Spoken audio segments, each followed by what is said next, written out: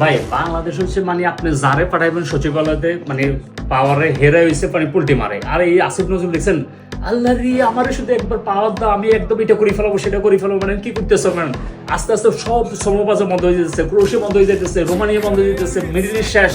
আর হাতে এসির বাতাস খারে যাচ্ছে। বেটা তোরা যাস না কা প্রতিনিধি পাঠা, কটা পাঠাইছস, পাঠাইছিস কোনো দেশে এগুলো ফিক্স করার জন্য?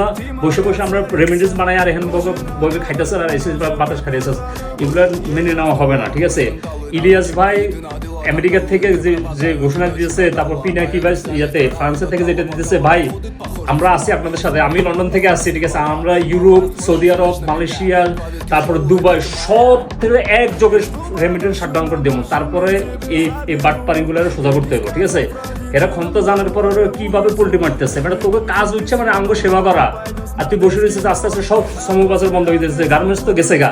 শ্রমবাজার বন্ধ হলে বাংলাদেশের সবাই মানুষ ভিক্ষা করতে হইব। ঠিক আছে, তাড়াতাড়ি গুলো ফিক্স কর, ক্রোয়েশিয়া ফিক্স কর, রোমানিয়া ফিক্স কর, মিডল ইস্ট ফিক্স কর। ঠিক আছে, নাহলে কিন্তু শাটডাউন চলবে। ঠিক আছে, গুড লাক।